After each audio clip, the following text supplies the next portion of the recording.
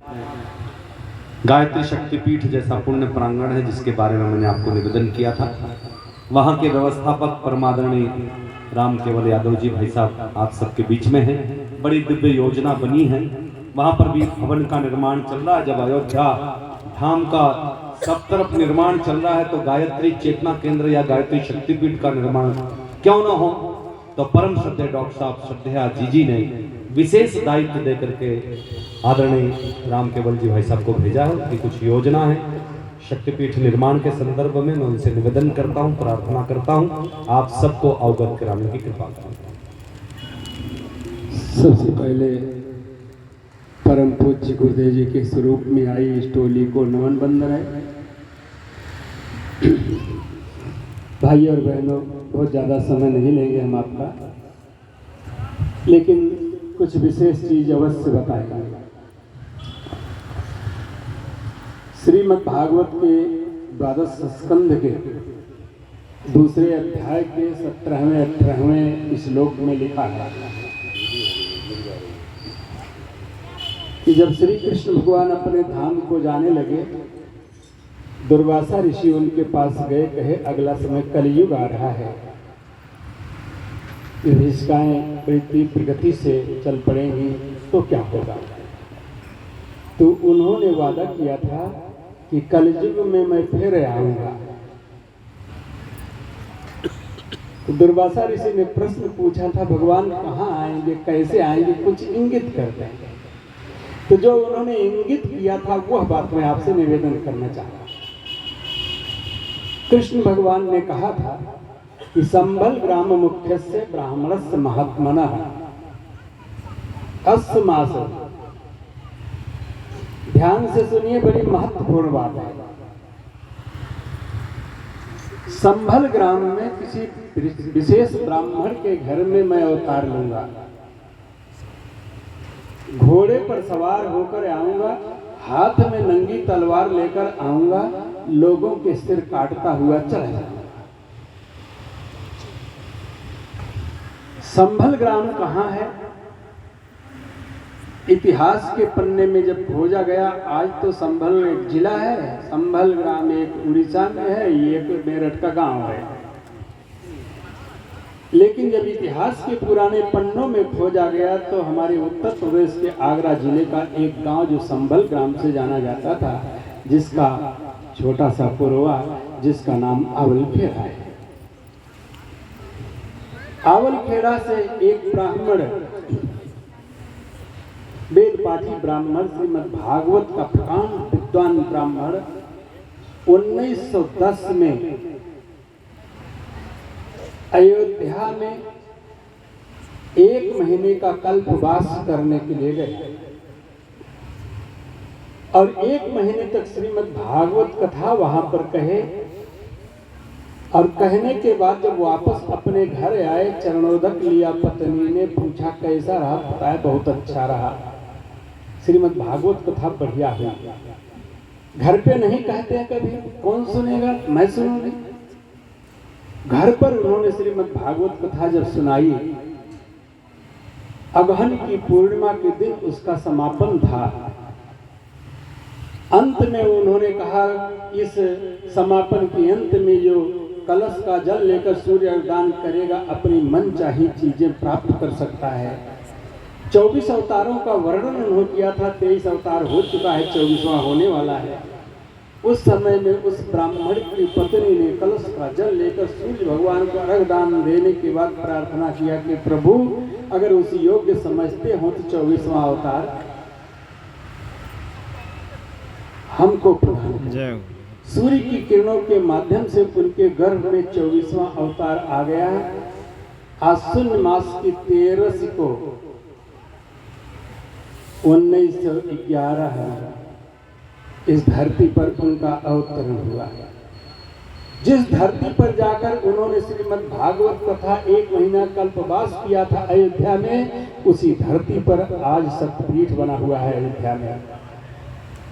और जिस धरती पर पैदा हुए थे 1911 में, वही छोटे से बालक के रूप में श्री राम के रूप में पैदा हुए। आज श्री राम शर्मा आचार्य के रूप में इस धरती के ऊपर जन जन के अंदर में व्याप्त हो गए। सबके दिलो दिमाग में ही नहीं, गर्भ के अंदर में पलने वाले बच्चे के भी हृदय में जिन्होंने अपना स्थान बना लिया, ऐसा भगवान इस धरती पर 24वां अवतार के रूप में होकर चला।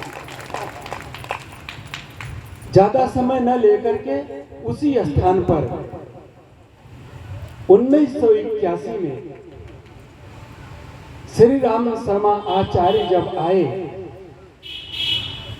तो उस स्थान पर जाकर उन्होंने अपने हाथ से लिपाई की, अपने हाथ से उन्होंने फावड़ा चलाया, अपने हाथ से पूजन किया और कहा था कि यह वह स्थान है, ये मेरा पुराना स्थान है जिस स्थान पर गुरु वशिष्ठ जी ने वासिष्ठी योग सिखाया था, जिस जगह से गायत्री के ऋषि वशिष्ठ जी और गायत्री के ऋषि विश्वामित्र जी दोनों जन का आध्यात्मिक मिलन हुआ था, जिस जगह से राम और लक्ष्मण परिव्राजक बन करके निकले थे, उस स्थान को इंगित किया कि यह मेरा पुराना स्थान है।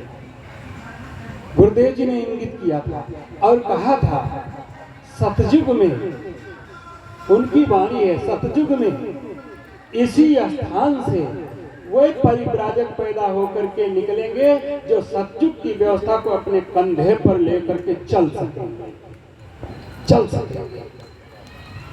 21वीं सदी सतयुग, अभी भाई साहब ने वर्णन किया, 21वीं सदी सतयुग की वापसी जिन्होंने कहा है, 21वीं सदी 23वें साल में चल रही है, जवानी के लहजे में आ चुकी है। 25 का होते होते जवान हो जाएगी, 26 का होते होते उसके कंधे पर सतयुग का भार आ जाएगा। उस 2026 तक माता जी की जन्म शताब्दी है, कलश की जन्म शताब्दी है, अखंड अग्नि की जन्म शताब्दी है। उसी की तैयारी में सारे कार्यक्रम में आप लोग सम्मिलित हैं, उसकी तैयारी है।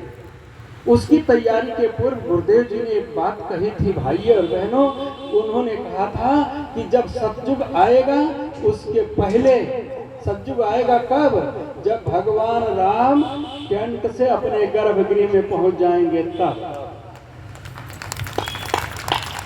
हमारी भारत सरकार ने घोषणा कर दिया है कि 2024 की जनवरी में राम अपने गर्भगृह में जाकर स्थापित हो जाएंगे।